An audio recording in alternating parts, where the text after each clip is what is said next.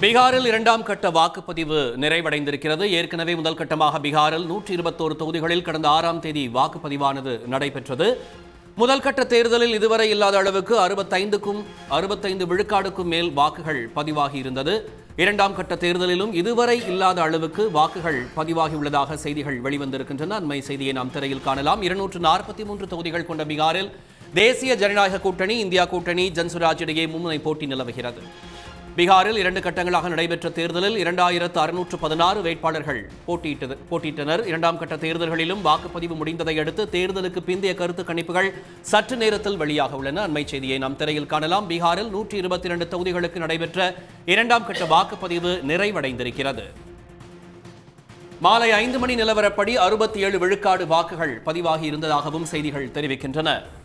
டெல்லியில் கார் குண்டு வெடித்ததை அடுத்து பீகாரில் இரண்டாம் கட்ட தேர்தலில் பாதுகாப்பு அதிகரிக்கப்பட்டிருந்தது.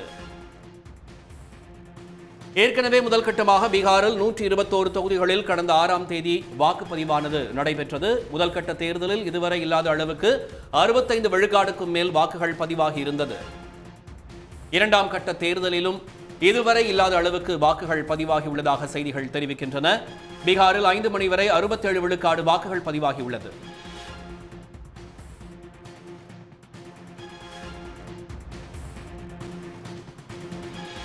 பெரிதும் எதிர்பார்க்கப்பட்ட பீகார் சட்டமன்ற தேர்தல் நிறைவேற்றிருக்கிறது. ஒன்றிய பாஜக அரசை தாங்கி பிடிக்கக்கூடிய முக்கியமான ஒரு கட்சியாக இருக்கக்கூடிய ஜேடியு அவர்களோடு கூட்டணியாக சேர்ந்து இந்த தேர்தலை களம் கண்டிருக்கிறார்கள். மைனாரிட்டி அரசாக இருக்கக்கூடிய மோடியினுடைய 240 சீட்டுகள் மட்டுமே இருக்கக்கூடிய பாஜகவிற்கு தெலுங்கு தேசம் கட்சியினுடைய 16 சீட்டுகளும், ஜேடியு நிதிஷ்குமாரினுடைய கட்சியினுடைய 12 சீட்டுகளும் ரொம்ப அத்தியாவசியம். அதனால்தான் இந்த ஆட்சியை அவர்கள் தக்க வைத்துக் கொண்டிருக்கிறார்கள். அப்பேற்பட்ட நிலையில் மாநில சட்டமன்றத்திற்கான தேர்தல் நடந்து முடிந்திருக்கிறது. இந்த தேர்தலில் ஒருவேளை நிதிஷ்குமாருடைய ஆட்சி கவிழ்ந்தால் அங்கு காங்கிரஸ் அல்லது ஆர்ஜேடி கூட்டணி ஆர்ஜேடி ஆட்சி அமைத்தால் ஒன்றிய அரசுக்கும் ஸ்திரத்தன்மையும் கேள்விக்குள்ளாகும். மோடியின் ஒரு அரசு வீழ்வதற்கான வாய்ப்பு இருக்கிறது என்றும் பெரிதும் பேசப்பட்டது. இந்த சூழலில்தான் இந்த தேர்தல் நடைபெற்றது. அதே போல் நேற்று தேர்தல் இரண்டாம் கட்ட தேர்தல் நடப்பதற்கு ஒரு நாளுக்கு முன்பாக தான் பெரிய அளவிற்கு மும்பை டெல்லியில் குண்டுவெடிப்பு நடந்து அங்கு 10க்கும் மேற்பட்டவர் இறந்ததெல்லாம் நாம் பார்த்தோம். இந்த சூழலில் இந்த 243 தொகுதிக்கான தேர்தல் நிறைவுற்று இருக்கிறது. இதில் பெரிய அளவிற்கு எதிர்பார்ப்பு இருக்கிறது. ஜன்சுராஜ் கட்சியைச் சேர்ந்த நிறுவனரான திரு பிரசாந்த் கிஷோர் எந்த அளவுக்கு தாக்கத்தை ஏற்படுத்துவார், அவர் ஜேடியு பாஜக கூட்டணிக்கு சேதத்தை ஏற்படுத்துவாரா அல்லது ஆர்ஜேடி காங்கிரஸ் கூட்டணிக்கு சேதத்தை ஏற்படுத்துவாரா என்று பெரிதும் எதிர்பார்க்கப்படக்கூடிய ஒரு தேர்தல். கடைசி நிமிடத்தில் தான் போட்டியிலிருந்து விலகப் போவதாகவும் தான் தேர்தலில் நிற்கப் போவதில்லை என்றும் அறிவித்தது ஒரு பெரிய பின்னடைவாக பார்க்கப்பட்டது.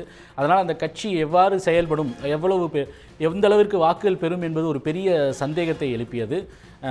ஆரம்ப கட்டத்தில் கூறப்பட்டது ஜன்சுராஜ் கட்சி, பிரசாந்த் கிஷோர் கட்சி எடுக்கக்கூடிய ஒவ்வொரு வாக்கும் நிதிஷ்குமாருடைய கட்சிக்கு பெரிய சேதத்தை ஏற்படுத்தும் என்று பெரிய அளவிற்கு பேசப்பட்டது. அதேபோல் இந்த எஸ்ஐஆர், அதாவது எஸ்ஐஆர் என்று சொல்லக்கூடிய சிறப்பு தீவிர வாக்காளர் பட்டியல் திருத்தம், அது முடிந்த பின்பு நடக்கக்கூடிய முதல் தேர்தல் தான் இந்த பீகார் சட்டமன்ற தேர்தல். எஸ்ஐஆர் குறித்து பெரிய அளவிற்கு ஒரு சந்தேக மேகங்கள் சூழ்ந்திருக்கு. அது தொடர்பான வழக்கும் இன்றளவும் உச்சநீதிமன்றத்தில் இருக்கிறது.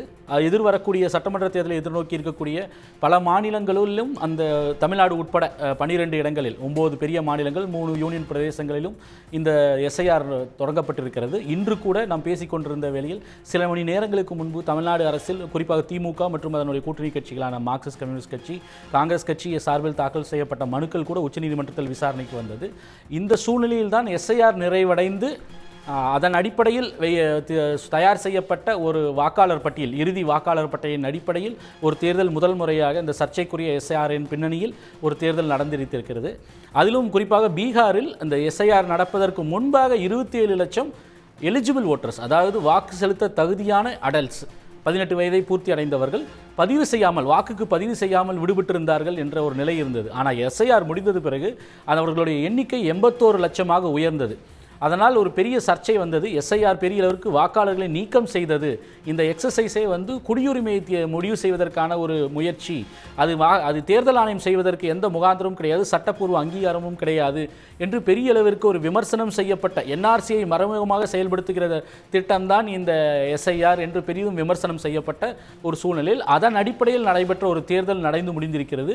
அது எந்த அளவுக்கு தாக்கத்தை ஏற்படுத்தும்? ஏன்னா எஸ்ஐஆர் வந்து நடந்து முடிந்து இறுதி வாக்காளர் பட்டியல் வந்த பிறகு பெரிதும் பேசப்பட்டது அதில் யாரெல்லாம் நீக்கப்பட்டார்கள் என்று. அந்த நீக்கப்பட்டதாக சொல்லப்பட்ட முதலில் சொன்ன 65 லட்சம் பேர், அதற்கு பின்பு 21 லட்சம் பேர் சேர்க்கப்படுகிறார்கள் உச்சநீதிமன்றத்தினுடைய தலையீட்டின் பேரில். அதன் ஆதார் வந்து ஒரு ஆவணமாக சேர்த்து கொண்ட பிறகு கூடுதலாக 21 லட்சம் பேர் சேர்க்கப்படுகிறார்கள் அதன் அடிப்படையில்.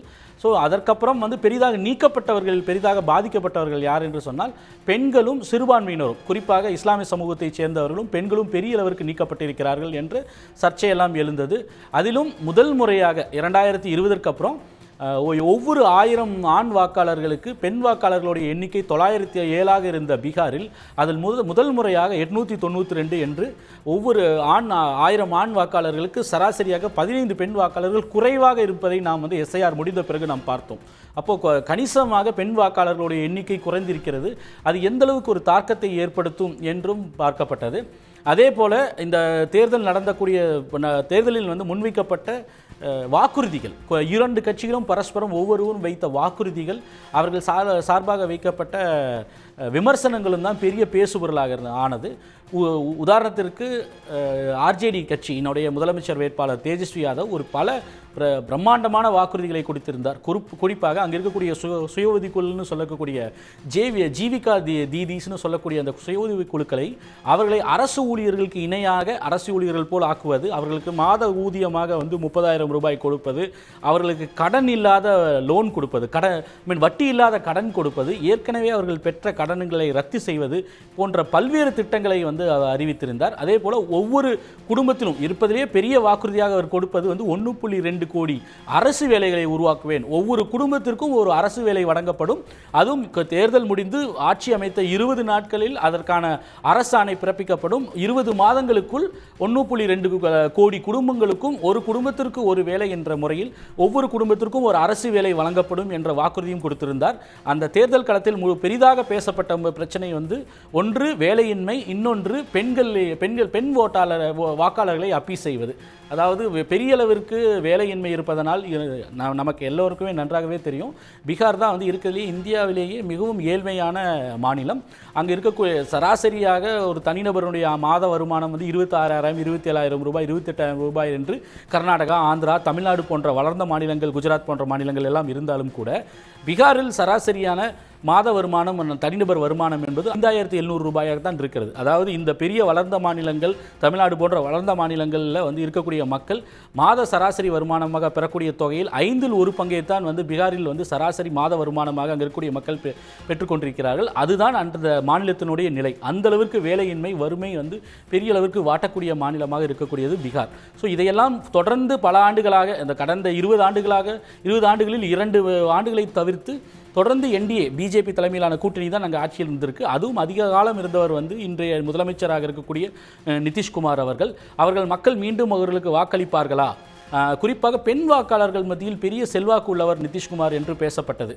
ஒரு பக்கம் வேலையின்மையை வந்து அந்த பிரச்சனையை சரி செய்வதற்காக தேஜஸ்வி யாதவனுடைய ஆர்ஜேடி மற்றும் காங்கிரஸ் சார்பில் பெரிய அளவிற்கு திட்டங்கள் அறிவிக்கப்பட்டு முன்னெடுப்புகள் செய்யப்பட்டால், மறுபக்கம் நிதிஷ்குமாரின் சார்பாக பெண்களுக்கு பல்வேறு புதிய திட்டங்கள், குறிப்பாக தேர்தல் அறிவிப்பதற்கு சில மாதங்களுக்கு முன்பு தான் வந்து மாதம் 10,000 ரூபாய், அதாவது 2 தவணைகளாக ஆண்டுக்கு 2 முறை 10,000 ரூபாய் கொடுப்பது என்ற ஒரு திட்டத்தை அறிமுகப்படுத்தி தேர்தல் நடத்தை விதிமுறைகள் வந்து அமலுக்கு வருவதற்கு சரியாக ஒரு மாதத்திற்கு முன்பாக ஒரு திட்டம் அறிவிக்கப்பட்டு தேர்தல் நடந்து கொண்டிருந்த பொழுதே வந்து 10,000 ரூபாய் கொடுக்கப்பட்டது. 75 லட்சம் பெண்களுக்கு, 75 லட்சம் பெண் வாக்காளர்கள் என்றே சொல்லலாம். பெண் வாக்காளர்களுக்கு 10,000 ரூபாய் அவர்கள் கணக்கில் வந்து வங்கியில் வந்து வரவு வைக்கப்பட்டது. அரசின் சார்பில் ஒரு திட்டமாக அறிவிக்கப்பட்டு தேர்தல் நடந்து கொண்டிருக்கும் பொழுதும் தேர்தலுக்கு முன்பும் வந்து கொடுக்கப்பட்டது. அந்த அளவிற்கு வந்து பெரிய அளவிற்கு ஒரு சர்ச்சையாக வந்து பேசுபொருளாக இருந்தது. இது எந்த அளவுக்கு தாக்கத்தை ஏற்படுத்தியது என்றால், தமிழ்நாட்டில் முன்பைய தேர்தலின் போது வந்து இதே தேர்தல் ஆணையம் எவ்வாறு நடந்து கொண்டது, நடைமுறையில் இருந்த இலவச கலர் டிவி வழங்கும் திட்டம் 2006 வரை திமுக ஆட்சி காலத்தில் கலைஞர் அவர்கள் வழங்கிய இலவச கலர் டிவிகளை நடந்து கொண்டிருந்த திட்டத்தை கடைசி ஆண்டில் 2011ஆம் ஆண்டு சில மாதங்களுக்கு முன்பு நடந்து கொண்டிருந்த திட்டத்தை கடைசி தவணையாக 1 கோடிக்கும் மேற்பட்ட டிவிகள் கொடுக்கப்பட்ட ஒரு சூழ்நிலையில் அவர் 9 லட்சம் டிவிகளை கொடுக்க விடாமல் தடுத்து நிறுத்தி வைத்திருந்தது தேர்தல் ஆணையம். அவர்கள் சொன்ன காரணம் அன்று வந்து இதேதான், தேர்தல் நடத்தை விதிமுறைகள் வந்து அமலில் இருக்கிறது என்று சொன்னார்கள். முன்பு இதே போல இன்னொரு திட்டத்திற்கும் இதேதான் நடந்தது தமிழ்நாட்டில். அதாவது அம்மையார் ஜெயலலிதா ஆட்சி காலத்தில் மின்சாரத்திற்கு பதிலாக மக்களுக்கு வந்து மானியமாக விவசாயிகளுக்கு அவர்கள் வங்கியில் வந்து ரொக்கமாக கொடுக்கப்படும், இல்லது வங்கியில் வந்து கணக்கு வைக்கப்படும், இல்லை ரொக்கமாக கொடுக்கப்படும் என்று ஒரு திட்டம் அனௌன்ஸ் பண்ண பொழுதும் கூட சரி, அப்பொழுதும் தேர்தல் ஆணையம் நடத்தை விதிமுறைகள் வந்து அமலில் இருக்கிறது, அதனால் இதை செயல்படுத்த முடியாது என்று சொன்னது. ஆனால் இன்று அதே தேர்தல் ஆணையம் பீகாரில் பிரதமர் மோடி அவர்கள் வந்து துவக்கி வைத்து, அதே போல் நிதிஷ்குமார் மற்றும் மோடியால் அறிவிக்கப்பட்டு 10,000 ரூபாய் ஒவ்வொரு பெண்ணுக்கும் அவர்கள் வங்கியில் வரவு வைக்கப்படும் என்று சொல்லி 75 லட்சம் பெண்களுக்கு, பெண் வாக்காளர்களுக்கு தேர்தல் அறிவிக்கப்படுவதற்கு முன்பும் தேர்தல் நடந்து கொண்டிருந்த பொழுதும், 2ஆம் கட்ட தேர்தல் இப்போ நம்ம பேசிக்கொண்டிருக்கோம், நிறைவடைந்திருக்கிறது. நவம்பர் 11 இன்று நவம்பர் 7ஆம் தேதி என்று 3வது தவணை 4வது தவணையாக அங்கே பணம் வந்து மக்களுக்கு வழங்கப்பட்டது, பெண் வாக்காளர்களுக்கு. அதில் மொத்தமாக 75 லட்சம் பெண் வாக்காளர்களுக்கு வழங்கப்பட்டது. இது பெரிய சர்ச்சையாக இருந்தது. எப்படியாவது ஏற்கனவே பெண்களுக்கு வந்து இலவசமாக சைக்கிள் கொடுத்தது, அவர்களுக்கு பல்வேறு உதவி திட்டங்களை கொடுத்தது என்று பெண் வாக்காளர்களை பெரிதும் கவர்ந்தவர் நிதிஷ்குமார். அவர் ஆதரவு வட்டம் பெரிய அளவிற்கு இருக்கக்கூடியதே பெண் வாக்காளர்கள் தான் என்றே சொல்லலாம். நடந்து முடிந்த 2020 தேர்தலிலும் சரி, 2024 பாராளுமன்ற தேர்தலிலும் சரி, பெண் வாக்காளர்களுடைய விகிதாச்சாரம் எந்த அளவிற்கு கூடுகிறதோ அப்பொழுதெல்லாம் வந்து நிதிஷ்குமார் தலைமையிலான என்டிஏ கூட்டணி பெரிய அளவிற்கு வெற்றி பெற்றிருக்கிறது என்றே நாம் சொல்ல முடியும். குறிப்பாக பீகாரினுடைய வடக்கு பகுதியாக இருக்கக்கூடிய கோசி மற்றும் அதை சுற்றி இருக்கக்கூடிய பகுதிகளில் ஆண் வாக்காளர்களை விட சராசரியாக பெண் வாக்காளர்களுடைய விகிதம் வந்து 12% வந்து அதிகமாக இருந்தது 2020 தேர்தலில். அந்த பகுதிகளில் பெரிய அளவிற்கு 70%க்கும் அதிகமான வெற்றியை பெற்றிருந்தது. நான் சீட் எண்ணிக்கையின் அளவில் சொல்கிறேன். அந்த அளவிற்கு வெற்றியை பெற்றது நிதிஷ்குமார் தலைமையிலான என்டிஏ கூட்டணி, தேசிய ஜனநாயக கூட்டணி. அதனால் பெண் வாக்காளர்கள் பெரிதும் இன்றளவும் நிதிஷ்குமார் அவர்கள் பெரிய அளவுக்கு செல்வாக்காக இருப்பதற்கு காரணம் பெண் வாக்காளர்கள் மத்தியில் அவருக்கு இருக்கக்கூடிய செல்வாக்கு என்று சொல்லப்படுகிறது.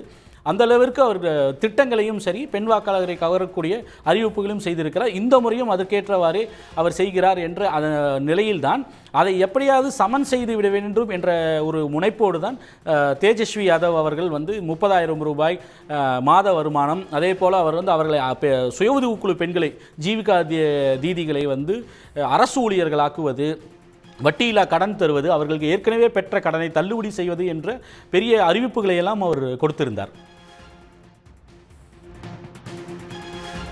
7.4 கோடி வாக்காளர்கள் இருக்கக்கூடிய பீகார் மாநிலத்தில் 243 சட்டமன்ற தொகுதிகள் இருக்கக்கூடிய மாநிலத்தில் தேர்தல் நிறைவுற்றிருக்கிறது. அடுத்த முதல்வர் யார்? நிதிஷ்குமார். அவருடைய வயது மூப்பு காரணமாக இந்த தேர்தலில் அவர் போட்டியிட மாட்டார், இந்த தேர்தலிலே விலகிக் கொள்வார் என்றெல்லாம் பேசப்பட்டது. இன்னொரு காரணம், அவர் வயது மூப்பு இருக்கிறது. அதே போல் பாஜக தன்னுடைய நிலைப்பாட்டை அங்கு பெரிய அளவிற்கு வந்து விஸ்தரிக்கணும், தன்னுடைய கட்சியை விஸ்தரிக்கணும், தன்னுடைய கட்சியினுடைய செல்வாக்கை கூட்டணும்.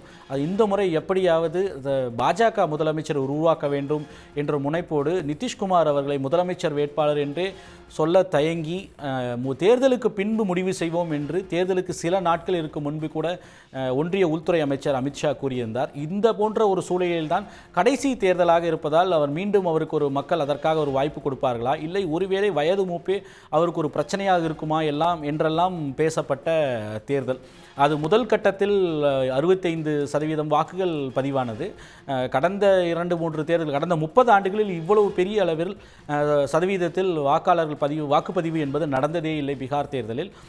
ஜன்சுராஜ் கட்சியினுடைய தலைவர், தேர்தல் வியூக வகுப்பாளரான பிரசாந்த் கிஷோர் கூட இவ்வளவு பெரிய அளவில் வந்து வாக்கு சதவீதம் வந்து மக்கள் வந்து வாக்குச்சாவடிக்கு வந்து செலுத்தி இருப்பது என்பதே ஆளும் அரசின் மீது இருக்கக்கூடிய அதிருப்தி, என்று அவரும் சரி, காங்கிரசினுடைய முன்னணி தலைவர்கள் அங்கே இருக்கக்கூடிய உதித் ராஜ் போன்றவர்களும் மக்கள் பெரிய அளவிற்கு பொதுவான ஒரு எண்ண ஓட்டம், மக்கள் பெரிய அளவிற்கு ஒரு வாக்குச்சாவடியை நோக்கி பெரிய அளவிற்கு வந்தால் அரசின் மீது ஒரு அதிருப்தி இருக்கிறது, மாற்றத்தை நோக்கி அவர்கள் வந்து இட்டுச் செல்கிறார்கள், மாற்றத்திற்காக வாக்களிக்கிறார்கள் என்ற ஒரு எதிர்பார்ப்பு உண்டு.